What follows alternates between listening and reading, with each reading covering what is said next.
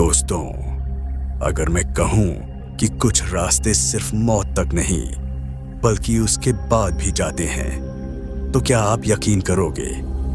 आज की कहानी एक ऐसी रात की है जब एक एम्बुलेंस ने अपनी मंजिल खो दी थी, लेकिन उसका सफर आज तक खत्म नहीं हुआ। शो की रिकॉर्डिंग चालू थी और मेरे सामने बैठे थे रवि। उनकी आंखों में नींद नहीं, डर बैठा था। जब उन्होंने बोलना शुरू किया तो उनके शब्दों में वो कंपन था जो किसी भी मजाक या झूठ में नहीं हो सकता। भाई, मैं जो बताने वाला हूं वो अगर किसी और से सुनता तो शायद मैं भी हंस देता, पर जब वो रात मैंने खुद जी थी तो अब किसी की हंसी भी डर लगती है। उन्होंने गहरी सांस ली और माइक के पास थोड़ा झुककर बोले, मेरा नाम रवि घोष है। मैं झारखंड के देवघर में सरकारी अस्पताल में एम्बुलेंस चलाता था। साल 2011 की बात है। तब मैं लगभग 5 साल से ड्राइव कर रहा था। इस बीच कितनी ही लाशें, कितने ही एक्सीडेंट के केस मैंने देखे। कुछ भी नया नहीं लगता था, मगर वो रात उसने मुझे अंदर तक तोड़ दिया। रवि के हाथ कांप रहे थे। उन्होंने पानी की बोतल उठाई, एक घूंट लिया और आगे बोले, उस दिन बारिश की हल्की फुहारें गिर रही थीं। आसमान में बिजली हर कुछ मिनट में चमकती, जैसे किसी ने फोटो खींच ली हो। मैं एम्बुलेंस के अंदर बैठा रेडियो सुन रहा था। तभी फोन बजा। वो कॉल अस्पताल की सीनियर नर्स का था। रवि, तुरंत निकलो, तुमको एक बॉडी पहुंचानी है। मैंने कहा, मैडम, इतनी रात को? वो बोली, घर वाले नहीं आ पा रहे, पोस्टमार्टम हो गया है, बस गांव भेजना है। डॉक्टर खुद बोल रहे हैं। मैंने कुछ नहीं पूछा, बस उठकर मुर्दा घर चला गया। बारिश अब तेज हो चुकी थी। रवि ने अपनी टोपी ठीक की और बोला, मुर्दा घर के पास जाते ही ठंडक का एक झोंका लगा।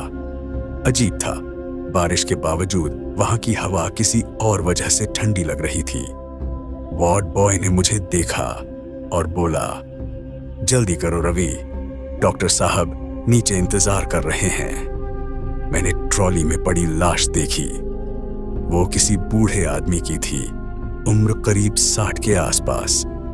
चेहरा काला पड़ चुका था, पर एक बात अजीब थी, उसकी आंखें पूरी तरह बंद नहीं थीं, थोड़ी सी खुली, जैसे किसी चीज को आखिरी बार देखने की कोशिश की हो। रवि थोड़ी देर चुप रहे। उनकी सांस भारी हो चुकी थी।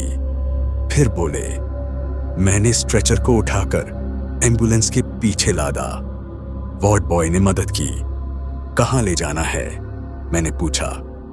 डॉक्टर ने एक फाइल मेरे हाथ में दी।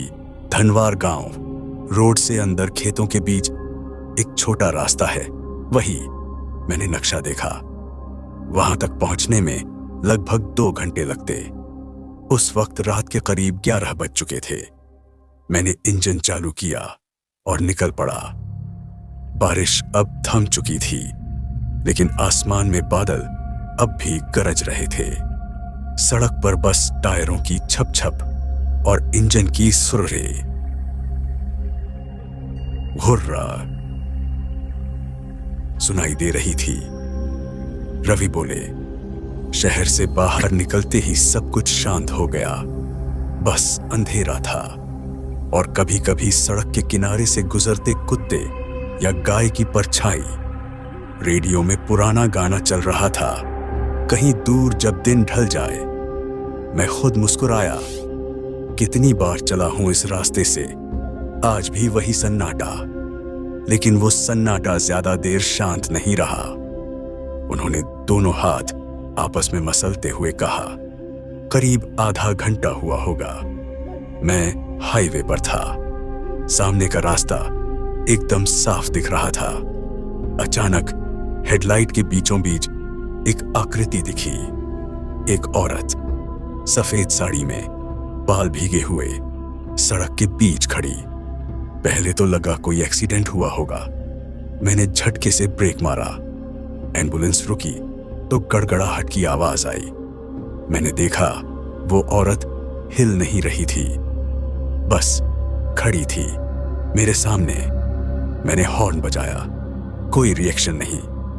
फिर दूसरा, तीसरा हॉर्न, कुछ नहीं। अब दिल की धड़कन बढ़ने लगी। मैं धीरे से उतरा, टॉर्च निकाली और मैडम सुनिए कहकर आगे बढ़ा। लेकिन जैसे ही मैंने टॉर्च सीधी उसकी तरफ की, वो वहां नहीं थी। रवि की आवाज कांप रही थी। मुझे यकीन नहीं हुआ। अभी अभी वो थी। मैं चारों तरफ देखने लगा। सड़क खाली थी, न बारिश न आवाज, बस हवा चली और मेरे गले तक ठंडी लहर पहुंची। मैं डर गया था। जल्दी से एम्बुलेंस में वापस बैठा और दरवाजा अंदर से लॉक कर लिया। कांच पर पानी की बूंदें गिर रही थीं और मुझे ऐसा लगा जैसे हर बूंद किसी की उंगली की तरह सरक रही हो। मैंने इंजन चालू किया, तभी पीछे से कुछ गिरने की आवाज आई। धप! मैंने शीशे में देखा, लाश वही थी, स्ट्रेचर पर, चादर ठीक से ढकी हुई। फिर वो आवाज दोबारा आई, धप धप, जैसे कोई जमीन पर मुक्के मार रहा हो। रवि की सांसें तेज हो गईं।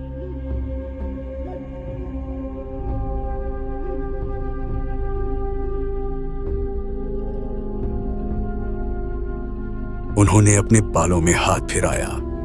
मेरा गला सूख गया। मैंने धीरे से पीछे मुड़कर देखा, कुछ नहीं था। लेकिन अब मुझे साफ सुनाई दे रहा था, कोई सांस ले रहा है, धीरे धीरे, भारी भारी सांसें, जैसे कोई छाती से हवा खींच रहा हो। मैंने डर के मारे शीशे के पार झांका। चादर हल्की हल्की हिल रही थी। भाई, मैं कसम खाता हूं, वो चादर खुद हिल रही थी। और तभी वो चादर नीचे फिसल गई। मैंने देखा वो बूढ़ा आदमी जिसकी लाश मैं लेकर जा रहा था, उसकी आंखें अब पूरी तरह खुली थीं। कमरे में सन्नाटा छा गया। मैंने धीरे से पूछा, तब तुमने क्या किया? रवि ने कांपती आवाज में कहा, मैं भागा नहीं। न जाने क्यों शरीर जड़ हो गया था, बस देखता रहा। वो लाश सीधी पड़ी थी, पर उसकी आंखें मेरी तरफ टिकी थीं। उसकी पुतलियां बिल्कुल सफेद, कोई काला हिस्सा नहीं। मुझे लगा शायद हेडलाइट की रोशनी का भ्रम है। मैंने इग्निशन और किया ताकि अंदर अंधेरा हो जाए, पर जैसे ही अंधेरा फैला, एक औरत की चीख सुनाई दी, इतनी जोर से कि कान के पर्दे फट जाएं। वो आवाज एम्बुलेंस के पीछे से आई थी, छोड़ दो उसे, छोड़ दो। मैंने तुरंत लाइट ऑन की, मगर वहां कुछ नहीं था, बस लाश उसी जगह, वही सफेद चादर। रवि का चेहरा पीला पड़ चुका था। मैंने गाड़ी स्टार्ट की और जितनी तेज हो सकती थी उतनी स्पीड से चला दी। अब मैं कुछ नहीं सोच पा रहा था, बस निकल जाना चाहता था। रास्ता सीधा था, पर मुझे लगा जैसे मैं बार बार उसी जगह लौट रहा हूं। सड़क वही, पेड़ वही, साइन बोर्ड वही। एक बार मैंने टाइम देखा, रात 12:40। 10 मिनट बाद देखा, अब भी 12:40। 30 मिनट बाद भी वही 12:40। भाई, उस घड़ी की सुई नहीं चल रही थी, जैसे वक्त वहीं रुक गया हो। उन्होंने आंखें बंद की। उनकी नाड़ी की गति बढ़ चुकी थी। तभी अचानक पीछे से कोई दरवाजा खटखटाने लगा। ठक ठक ठक। मैंने शीशे में देखा, दरवाजा हिल रहा था। अब मैं चिल्लाया, कौन है वहां? कोई जवाब नहीं आया, लेकिन आवाज बंद हो गई। मैंने चैन की सांस ली, पर अगले ही पल वो दरवाजा खुद ब खुद खुल गया। हवा इतनी नहीं थी कि इतना भारी दरवाजा हिल जाए। मैंने साइड मिरर में देखा, और भाई, मैं कसम खाता हूं, वो बूढ़ा अब स्ट्रेचर पर नहीं था। रवि की आंखें लाल हो चुकी थीं। उन्होंने धीरे से माइक के पास कहा। वो अब खड़ा था, पीछे अंधेरे में। सफेद चादर जमीन पर गिरी हुई थी और वो मेरी तरफ देख रहा था। कमरा पूरी तरह शांत था। रवि का शरीर कांप रहा था। मैं चिल्लाया नहीं, बस गैस पैडल दबाया और भाग निकला। उस वक्त बारिश फिर शुरू हो गई थी। विंडशील्ड पर बूंदें इतनी तेज थीं कि सामने कुछ नहीं दिख रहा था, पर मैं बस दौड़ा जा रहा था जैसे मौत पीछा कर रही हो।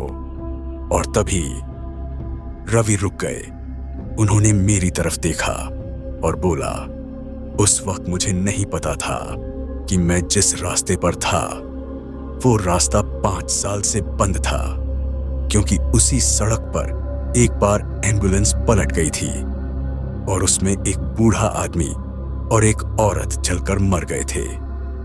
रवि की कहानी जहां खत्म नहीं हुई थी, वहां से और भी डरावनी होने लगी थी। उनकी आंखों में उस रात की परछाई अब भी जिंदा थी, जैसे वो वक्त फिर से लौट आया हो।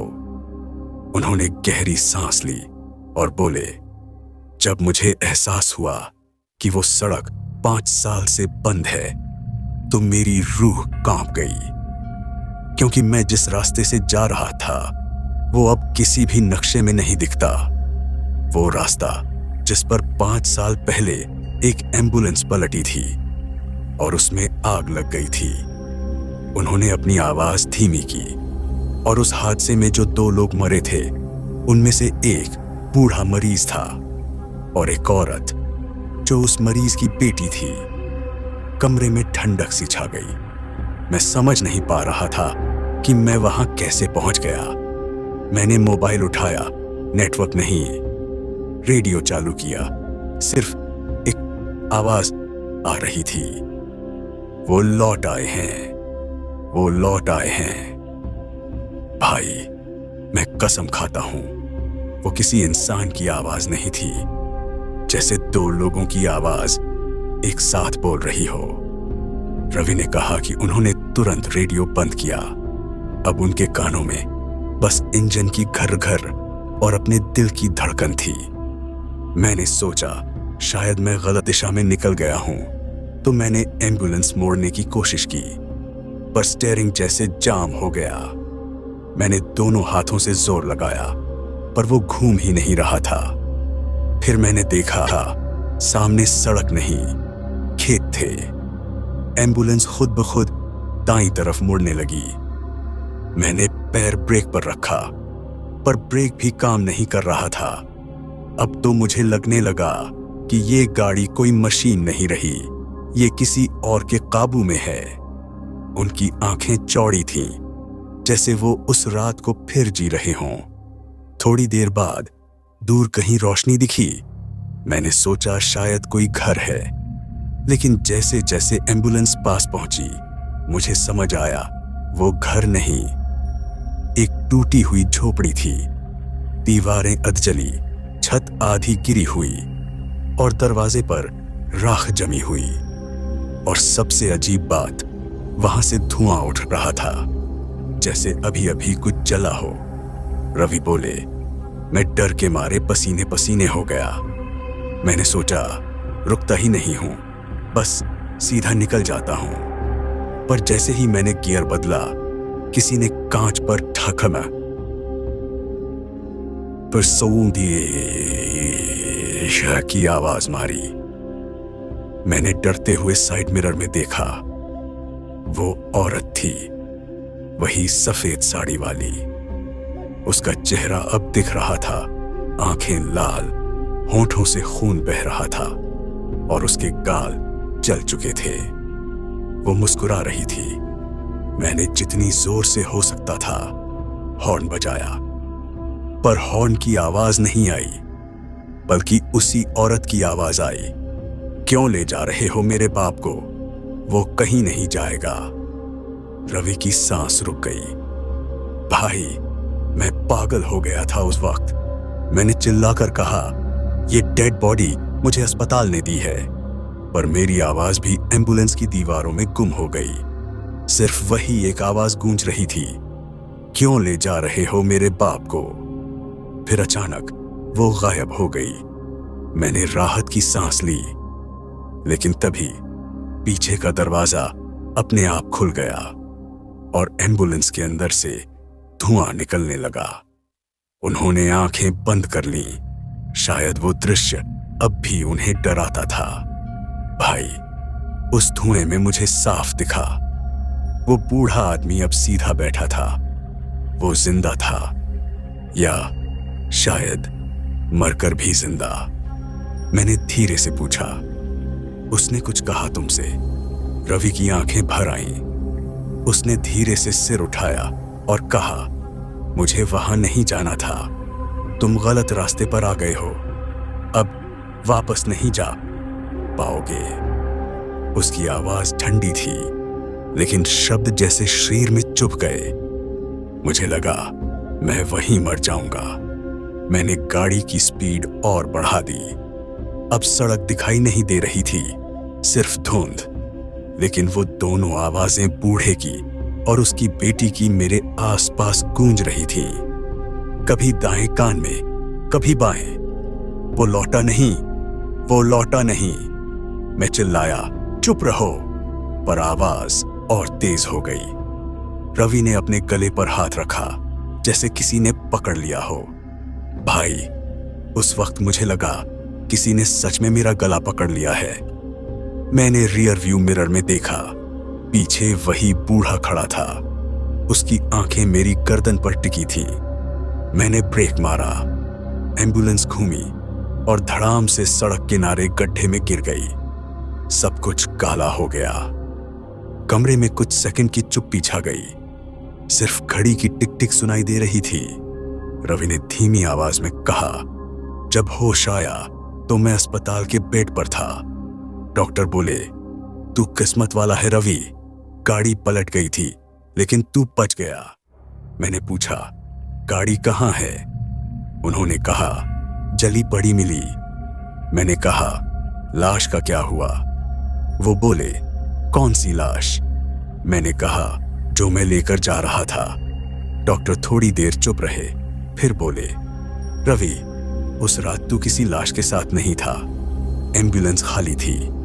मैंने कहा, नहीं डॉक्टर, मैंने खुद उठाई थी वो बॉडी। पर उन्होंने सिर हिला दिया। मुर्दा घर में उस दिन कोई बॉडी थी ही नहीं। भाई, मेरे शरीर में सिहरन दौड़ गई। मैंने कहा, फिर वो फाइल? उन्होंने कहा, तेरे हाथ में जब हम पहुंचे तब कोई फाइल नहीं थी, बस राख लगी हुई थी। उसके बाद मैं बेहोश हो गया। रवि ने अपने कपकपाते हाथों से पानी पिया। 3 दिन बाद होश आया तो अस्पताल के कंपाउंड में वो एम्बुलेंस खड़ी थी, काली जली हुई। दरवाजे पर नंबर साफ नहीं दिख रहा था, लेकिन मैं पहचान गया। वो वही नंबर था जो 5 साल पहले हादसे में जली थी। उन्होंने अपनी आवाज धीमी की, भाई, मैं उस दिन के बाद कभी एम्बुलेंस नहीं चला पाया। रात को अब भी वो आवाजें सुनाई देती हैं, क्यों ले जा रहे हो मेरे बाप को? और जब भी बारिश होती है, मेरे कमरे की खिड़की पर वही ठक ठक की आवाज आती है। कमरा एकदम शांत था। मैंने धीरे से पूछा, तुमने कभी उस जगह वापस जाने की कोशिश की? रवि ने सिर झुकाया। एक बार गया था, धनवार गांव के रास्ते पर, जहां वो हादसा हुआ था। वहां अब सड़क भी नहीं बची, बस मिट्टी, राख और एक अधजली झोपड़ी। और उस झोपड़ी की दीवार पर कोयले से लिखा था, वो लौट आए हैं। रवि की सांसें अब भी भारी थीं। उस रात की बातें जैसे आज भी उनके कानों में गूंज रही थी। उन्होंने कुर्सी पर पीछे झुकते हुए कहा, मैंने सोचा शायद मेरी याददाश्त में कुछ गड़बड़ हो गई हो। एक्सीडेंट के बाद सिर में चोट लगी थी। हो सकता है मैंने सपना देखा हो, पर जो हुआ वो सपना नहीं था भाई, क्योंकि उस हादसे के बाद भी चीजें रुक नहीं रही थीं। उन्होंने गहरी सांस ली, फिर कहा, जब मैं अस्पताल से छुट्टी लेकर घर लौटा तो मेरे मोबाइल में एक मिस्ड कॉल दिखा। नंबर वही था, अस्पताल का लैंडलाइन, वो नंबर जिससे मुझे उस रात कॉल आया था। मैंने डरते हुए वापस कॉल किया। दूसरी तरफ से वही आवाज आई, रवि, आज भी एक बॉडी ले जानी है। मैं कांप गया, क्योंकि वही आवाज थी, वही लहजा, वही ठंडापन। मैंने कहा, कौन बोल रहा है? थोड़ी देर चुप्पी रही, फिर बस 3 शब्द सुनाई दिए, मैं वही हूं। और कॉल कट गया। रवि की आंखों में भय था। मैंने सोचा शायद कोई मजाक कर रहा है, लेकिन रात में जब मैं अस्पताल पहुंचा तो गार्ड ने कहा, तुम तो छुट्टी पर हो ना, फिर यहां क्यों आए? मैंने कहा, मुझे नर्स ने बुलाया था। वो बोला, कौन सी नर्स? मैंने नाम लिया, senior nurse Rita madam. Guard का चेहरा सफेद पड़ गया। वो बोला, रीता मैडम का नाम मत लो, वो तो 5 साल पहले उस हादसे में मर गई थी। मैंने अपनी कुर्सी से झुककर पूछा, मतलब वही हादसा जिसमें एम्बुलेंस चली थी? रवि ने सिर हिलाया, हाँ भाई, वही। उनकी आवाज फट रही थी। मुझे समझ नहीं आया क्या हो रहा है। मैं सीधा मुर्दा घर की तरफ भागा। वहां का दरवाजा बंद था, लेकिन अंदर से ठंडी हवा आ रही थी। मैंने दरवाजा खोला और देखा, सामने वही स्ट्रेचर रखा था और उसके ऊपर वही फाइल। मैं डर के मारे पीछे हट गया। धीरे धीरे वो फाइल खुद खुली। उसके अंदर लिखा था, Ravi Ghosh driver, assigned to case number 44 body, transport to Dhanwar, date 14 June 2011। मैंने तारीख देखी और मेरे पैरों के नीचे की जमीन खिसक गई। वो वही तारीख थी जिस दिन वो हादसा हुआ था। रवि की आवाज भारी हो गई। मैंने चिल्लाकर कहा, कौन है यहां? पर जवाब में सिर्फ एक आवाज आई, तुम्हें बुलाया गया है, अधूरा काम पूरा करो। वो आवाज दीवारों से गूंज रही थी, हर कोने से। मैं भागने लगा, लेकिन जैसे ही दरवाजे तक पहुंचा, पीछे कुछ गिरने की आवाज आई। मुड़ा तो देखा, फाइल जमीन पर खुली थी और उसमें किसी ने मेरे नाम पर लाल स्याही से क्रॉस बना दिया था। अब मेरी सांसें रुकने लगी। मैंने फिर दरवाजा खोला और बाहर भागा। अस्पताल का कॉरिडोर पूरी तरह अंधेरा था। बल्ब झिलमिला रहे थे, जैसे बिजली किसी चीज से डर रही हो। मैंने देखा, नर्स स्टेशन पर लाइट जल रही थी। मैं धीरे धीरे वहां पहुंचा। काउंटर पर एक पुराना फोन रखा था, वही फोन जिससे उस रात कॉल आया था। फोन की रिंग फिर से बजी। मैंने डरते हुए रिसीवर उठाया। वही आवाज, रवि, अब भी क्यों नहीं निकले? मैं कांपते हुए बोला, कौन हो तुम? वो बोली, तुम्हें बुलाया गया था। 5 साल पहले जो अधूरा काम रह गया था, उसे पूरा करना है। मैं चिल्लाया, मेरा उस हादसे से क्या लेना देना? आवाज हंसी, एक ठंडी खींची हुई हंसी, क्योंकि तुम ही वो ड्राइवर थे जिसने रास्ता बदला था। रवि की आंखें भर आईं। भाई, उस पल मुझे सब याद आने लगा।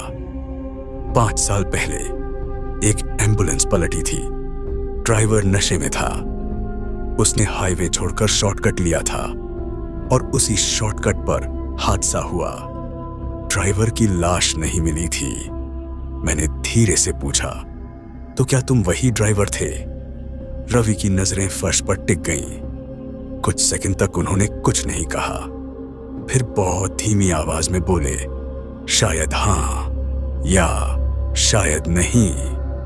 मुझे याद नहीं कि मैं मर चुका हूं या जिंदा हूं, पर वो हादसा, वो आग, वो चीखें, वो सब मेरे दिमाग में हर रात दोहराता है।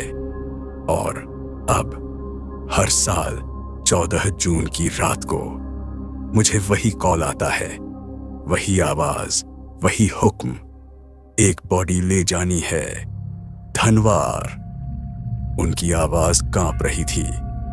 कभी कभी लगता है मैं अब भी उसी रात फंसा हुआ हूं, क्योंकि जब भी आईने में खुद को देखता हूं तो पीछे एम्बुलेंस का दरवाजा दिखता है। मैंने कांपते हुए पूछा, अब वो कॉल आते हैं? उन्होंने धीरे से सिर हिलाया।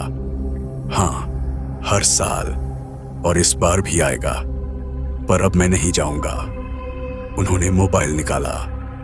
स्क्रीन पर तारीख चमक रही थी 13 जून। कमरा अचानक ठंडा हो गया। वो मुस्कुराए, लेकिन वो मुस्कान डरावनी थी। कल रात फिर कॉल आएगा भाई, उन्होंने धीरे से कहा, और अगर वो कॉल तुम्हारे पास आ जाए तो रिसीव मत करना। रवि की बात खत्म होते ही कमरे में सन्नाटा छा गया। फैन की आवाज तक सुनाई नहीं दे रही थी। वो बस एकटक अपने मोबाइल की स्क्रीन को देख रहे थे, जहां तारीख धीरे धीरे 13 जून से 14 जून में बदल रही थी।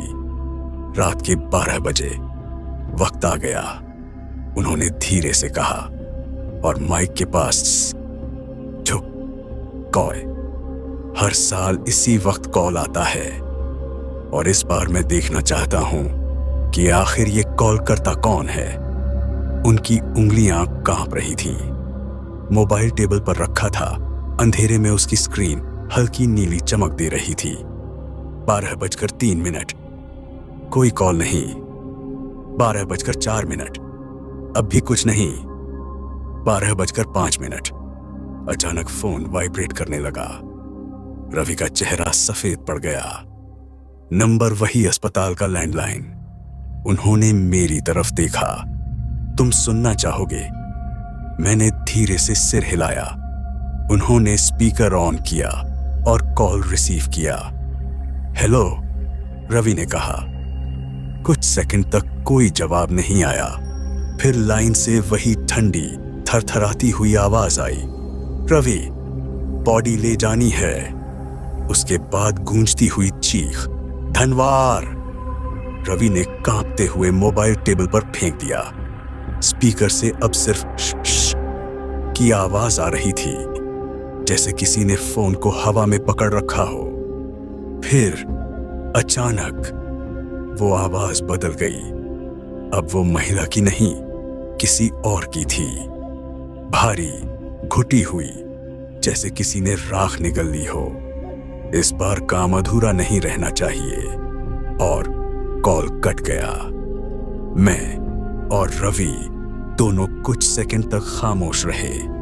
फिर रवि उठे और बोले, बस अब नहीं, इस बार मैं सब खत्म कर दूंगा। मैंने डरते हुए पूछा, क्या करने वाले हो? वो बोले, जहां सब शुरू हुआ था वहीं जाकर खत्म करूंगा, धनवार में। अगले दिन सुबह आसमान धुंधला था, जैसे सूरज भी उस दिन निकलने से डर रहा हो। रवि अपनी पुरानी बाइक पर निकल गए। मैंने कहा था कि अकेले मत जाओ, पर उन्होंने बस इतना कहा, अगर मैं आज नहीं गया तो वो खुद आ जाएगी। सड़क के दोनों तरफ खेतों में धुंध फैली थी। हवा में एक अजीब सड़ान थी, जैसे किसी ने गीली मिट्टी में कुछ जलाया हो। रवि सीधा उसी जगह पहुंचे जहां 5 साल पहले एम्बुलेंस चली थी। वहां अब सिर्फ राख थी और कुछ जले हुए लोहे के टुकड़े, लेकिन बीच में मिट्टी पर अब भी वो झोपड़ी थी अधजली, टूटी दीवारों वाली। उसकी दीवार पर काले कोयले से फिर वही शब्द लिखे थे, वो लौट आए हैं। रवि धीरे धीरे अंदर गए। अंदर एक जला हुआ स्ट्रेचर पड़ा था और उसके ऊपर वही फाइल, धूल और राख से ढकी हुई। उन्होंने हाथ कांपते हुए उसे उठाया। फाइल खुली। पहले पन्ने पर लिखा था, केस नंबर 40/7 ट्रांसपोर्ट पेंडिंग, और नीचे किसी ने लाल स्याही से लिखा था, आज पूरा होगा। रवि ने फाइल गिरा दी। उसी वक्त पीछे से कदमों की आवाज आई। धीरे धीरे कोई नजदीक आ रहा था। उन्होंने मुड़कर देखा। वो बूढ़ा आदमी, वही जल चुका चेहरा, वही सफेद आंखें। पीछे से धुएं में वो औरत भी दिखाई दी। उसका चेहरा आधा राख में ढका, लेकिन उसकी मुस्कान अब भी वही थी।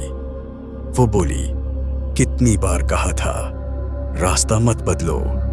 रवि पीछे हटे, लेकिन पैरों के नीचे जमीन धंस रही थी। झोपड़ी के अंदर की मिट्टी नरम थी, जैसे नीचे कुछ दबा हो। धीरे धीरे वहां से राख और हड्डियों की गंध आने लगी। वो औरत बोली, अब तू भी यहीं रहेगा। हर साल कोई न कोई ड्राइवर आएगा और तू उसे बुलाएगा। रवि चीख उठे, नहीं, मैं नहीं करूंगा ये सब। पर उनके पीछे से किसी ने कंधे पर हाथ रखा। उन्होंने मुड़कर देखा। वो खुद थे, उनका दूसरा रूप। वही कपड़े, वही चेहरा, लेकिन आंखें पूरी सफेद। वो खुद उनसे बोला, अब तेरी बारी खत्म, मेरी शुरू।